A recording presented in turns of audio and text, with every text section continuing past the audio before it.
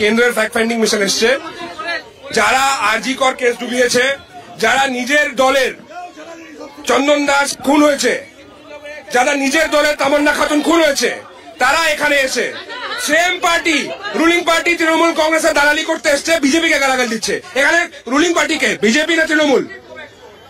এই কেসটার জন্য দায়ী কে? বিজেপি না তৃণমূল? হ্যাঁ,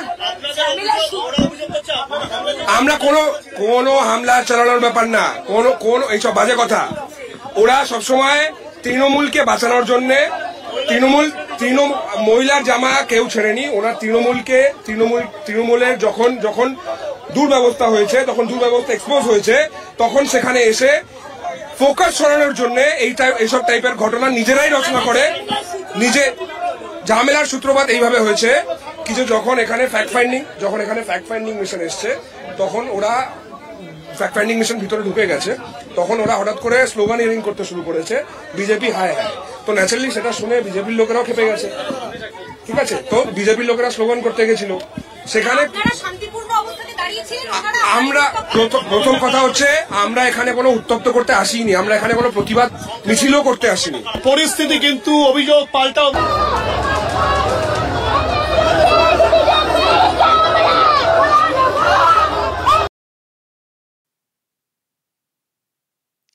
দর্শক, আমার তো মনে হয় যে এবার খোলস ছেড়ে বেরিয়ে পড়েছে ওই রাত দখলের টিম। আরজিকর কাণ্ডের সময় রাত দখল, দিন দখল কিসব হচ্ছিল না, একটা টিম লিড করছিল। যারা ওই নবান্ন অভিযান যে ডাকটা দিয়েছিল ছাত্র সমাজ, সেটাকে যারা এড়িয়ে যাওয়ার কথাটা বলেছিল যে ওখানে যাবেন না, ওই প্রোগ্রামে যাবেন না, দফা 1 দাবি 1 মমতার পদত্যাগ বলে 27শে আগস্ট সম্ভবত নবান্ন অভিযানে যে ডাকটা দেওয়া হয়েছিল পশ্চিমবঙ্গ ছাত্র সমাজের তরফ থেকে সোশ্যাল মিডিয়াতে, সেখানে যারা যেতে বারণ করেছিল সেই রাত দখলের টিম, যাদের ভূমিকা নিয়ে প্রশ্ন তৈরি হয়েছিল যে রাত দখল বলা হচ্ছে, নন পলিটিক্যাল ব্যানার বলা হচ্ছে, আদৌ কি নন পলিটিক্যাল নাকি পেছনে অন্য কোনো রং কাজ করছে, এবং যে রংটা আদতে মমতা ব্যানার্জিকে সরাতে চাইছে না, বা তাদের কোথাও একটা ছুতমার্গ রয়েছে বিজেপি বা আরো যারা বিক্ষোভ বিরুদ্ধে কথা বলে শাসকের, সেই বিষয়ে এই প্রশ্ন তৈরি হয়েছিল। তো আজকে দর্শক যেটা হয়েছে, আজকে তো একেবারে নিজেরাই নিজেদের উন্মুক্ত করে ফেলেছে। এটাও নাকি রাত দখল অধিকার মঞ্চ নাকি, সেই মঞ্চের লোকজনেরা তারা আজকে কসবাতে যে ল কলেজ রয়েছে সেখানে হাজির হয়ে যায়। কখন হাজির হয় এই মঞ্চের লোকজনেরা? যখন ওই বিজেপির তরফ থেকে একটা টিম এসছিল, কেন্দ্রীয় একটা ফ্যাক্ট ফাইন্ডিং টিম, আপনারা হয়তো জানেন, সেসব নিয়ে অনেক খবর হয়েছে। সেই টিম যখন পৌঁছেছিল এই কসবা ল কলেজে, সেখানে এই রাত দখলের টিম পৌঁছে গিয়ে তারা নাকি এইসব স্লোগানিং করতে থাকে, বিজেপির চামড়া গুটিয়ে দেবো আমরা। আরে তোমরা চামড়া গুটানোর কে? তোমাদের কেনই বা এত বলার কি দরকার? রাত দখল, নারীদের নিরাপত্তা নিয়ে প্রশ্ন তুলছো, তোমাদের যা বক্তব্য আরজিকরের সময় শুনেছি, তো তোমরা নারীদের নিরাপত্তা নিয়ে কথা বলো, তো সেখানে বিজেপির চামড়া গুটিয়ে দেবো, হাই হাইকোর্ট, এসব করার কি রয়েছে?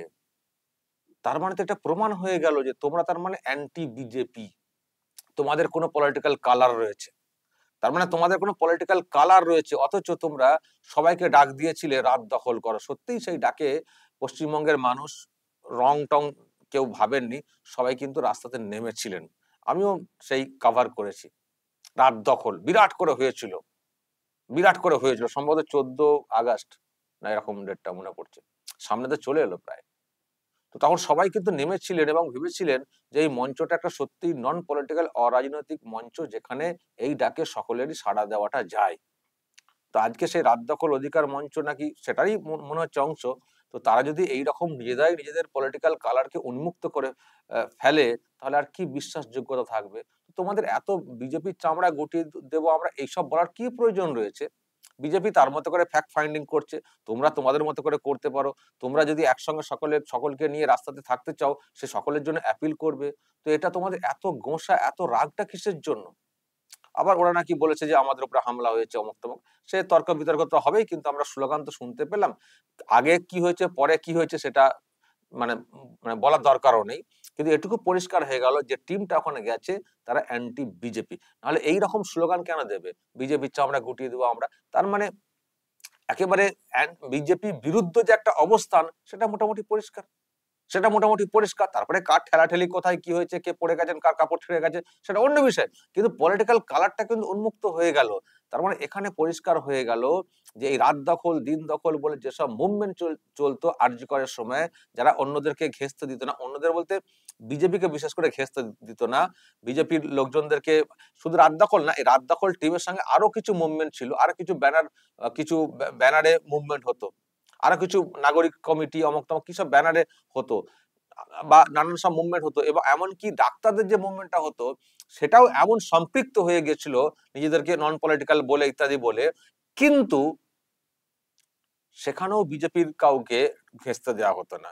অথচ অন্য দলের বামেদের মোটামুটি লোক, বাম ঘেঁষা যারা লোকজন, তারা মোটামুটি এন্ট্রি পেতেন, সে অর্থে ব্যাখ্যা মানে ওরকম মানে বিক্ষোভটা হতো না। তখনই প্রশ্ন ছিল, তখনই প্রশ্ন ছিল, কিন্তু সেই প্রশ্নের মানে সঠিক স্বচ্ছ উত্তরটা কিন্তু সেই সময়ে আসছিল না, যেটা আজকে পরিষ্কার হয়ে গেল। আজকে পরিষ্কার হয়ে গেল যে রাত দখল টিমের সঙ্গে বিজেপিদের গন্ডগোল কসবাতে, কারণ এইরকম সব স্লোগান শাউটিং হয়েছে। এটাই তো মানে পরিষ্কার হয়ে গেল। এবং আরো পরিষ্কার হয়ে গেল যে নবান্ন অভিযান, যেখানে শুভেন্দু অধিকারীরা খুব সাড়া দিয়েছিলেন যে ওই অভিযানটা হোক, মমতাকে পদত্যাগ করাতে চাই, সেই সময়ে কেন এই টিমটা বাধা দিয়েছিল, তাদের কি উদ্দেশ্য, এবং মীনাক্ষী মুখার্জিও আপনারা জানেন ডিরেক্টলি এই এই যে অভিযান তার বিরুদ্ধে কথা বলেছিলেন। ফলে এখন যেন সব বিষয়টা মিলে যাচ্ছে, হিসেব মিলে যাচ্ছে। ফলে এই রাত দখল, এই দখল, এই কমিটি, সেই কমিটি, নাগরিক সমাজ, এইসব বলা হলেও, নন পলিটিক্যাল প্ল্যাটফর্ম বলা হলেও, পেছনে রং আছে এবং সেই রঙের অনেক উদ্দেশ্য আছে, অনেক উদ্দেশ্য আছে। সেটা কিন্তু আজকে একেবারে জলের মতো পরিষ্কার হয়ে গেল, জলের মতো। আর এখন তো আমাদের মনে আরো প্রশ্ন জাগছে যে কেন তাহলে ওই মুভমেন্ট গুলো, ওই আরজি করে মুভমেন্ট গুলো মানে ওই রকম হয়ে গেল, হঠাৎ করে ওই রকম মুভমেন্ট, গোটা দেশের মানুষ, গোটা রাজ্যের মানুষ তো ছিলেন, গোটা দেশের মানুষ জোরালো মুভমেন্ট তৈরি করেছিলেন। কিন্তু আমরা অনেকবার বলেছি যে মুভমেন্টটা যেভাবে যাচ্ছে, যেভাবে গাইডেড হচ্ছে, যেভাবে যারা লিড করছেন সামনে থেকে, তারা যেভাবে চলতে চাইছেন, এই মুভমেন্ট বেশি দূর এগোবে না, মুখ থুবড়ে পড়বে। মুখ থুবড়ে পড়েছিল। আমি প্রথম আরামবাগ টিভি চিনিয়ে দেওয়ার চেষ্টা করেছিলাম, বলে দেওয়ার চেষ্টা করেছিলাম যেভাবে চলছে এইভাবে মুভমেন্ট চলতে পারে না। অভিজিৎ গাঙ্গুলি একজন প্রাক্তন বিচারপতি, উনি গেছেন, ওনাকে go back. Agnimitra Paul BJP MLA, উনি ওনার অফিস যাচ্ছিলেন, স্বাস্থ্য ভবনের সামনে দিয়ে ওখানে একটা বিক্ষোভ হচ্ছিল, সেখানেও গো ব্যাক। এগুলো তো ইঙ্গিত বহন করছিল না। আর তোমরা মুভমেন্ট করছো শাসকের বিরুদ্ধে, যেখানে শাসক হচ্ছে তৃণমূল কংগ্রেস, আর মেন বিরোধী পার্টি হচ্ছে বিজেপি, তাদেরকে তোমরা অচ্ছুত করে মুভমেন্ট করবে? তাদেরকে তোমরা অচ্ছুত করে তোমরা মুভমেন্ট করে কোনো সাফল্য আসবে? যতই আপনারা বিজেপির বিরুদ্ধে কথা বলুন না কেন, বিরোধী পার্টি একটা তো মিনিমাম সংখ্যা তাদের তাদের তো আছে, তাদেরকে তোমরা অচ্ছুত করে নিজেদের মতো করে চলবে, এভাবে হয় নাকি? তো যাই হোক, তখনই প্রশ্ন তৈরি হয়েছিল যে এরা অ্যাকচুয়ালি কারা, এদের কি পলিটিক্যাল ব্যাকগ্রাউন্ড। আজকে একেবারে পরিষ্কার হয়ে গেল এরা কারা। তা না হলে এইভাবে স্লোগান শাউটিং ওই রকম কেউ করতো না। ঠিক আছে, বিজেপির লোকরা এসছে, ফ্যাক্ট ফাইন্ডিং করছে, করুক করুক, চাপার যে করুক, ও সাইড দিয়ে দাও, ওরা চলে যাক, কারণ ওরা পার্টি, এখন বড় পার্টি, ওরা চলে যাক, আমরা কিছু বলবো না, আমরা আমাদের মতো রাত দখল করবো। তা রাত দখল দিনের বেলা গিয়ে কি করছিলে? রাত দখলের ব্যাপারে চলবে, তুমি রাত দখলের মঞ্চ হঠাৎ করে দিনের বেলা গিয়ে গুটিয়ে দেবো চামড়া, ই আবার কি কথা? মারামারির মতো স্লোগান, আবার কি স্লোগান? তোমার তো খুব পিসফুল একটা সংগঠন আমরা ভেবেছিলাম যে এরা পিসফুল, কিন্তু লড়াই করছে নারী নিরাপত্তার জন্য, এটাই তো ভেবেছিলাম। তোমরা বিজেপি হাই হাই গুটিয়ে দেবো আমরা চামড়া, ই আবার মারধরের কি স্লোগানটা কেন তোমাদের মুখ থেকে, পলিটিক্যাল পার্টির মতো? তার মানে পরিষ্কার হয়ে গেল, তার মানে পলিটিক্যাল পার্টি ব্যাকিংটা আছে, পরিষ্কার হয়ে গেল আজকে একবারে জলের মতো পরিষ্কার যে এই টিমটা অ্যাকচুয়ালি কি টিম, কাদের টিম, এদের কি উদ্দেশ্য, এদের কি উদ্দেশ্য। সত্যি কি শাসককে গদিচ্যুত করার প্রপার ইচ্ছাটা আছে? আর ইচ্ছা যেমন তেমন, তার সঙ্গে শক্তিটা কি তাদের আছে এককভাবে?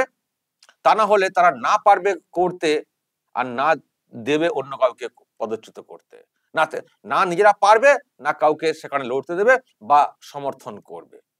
তাহলে ফালতু ফালতু কেন তুমি মুভমেন্টটাকে ভেঙে দিচ্ছ? কেন মুভমেন্টটাকে ভেঙে দিচ্ছ? তো যাই হোক দর্শক, আজকে কিন্তু বিষয়টা অনেকটাই ক্লিয়ার হয়ে গেছে। দর্শক বলবেন যদি আপনাদের এই নিয়ে কিছু বলার থাকে অবশ্যই বলবেন, কমেন্ট বক্সে নজর রাখবেন আরামবাগ টিভিতে।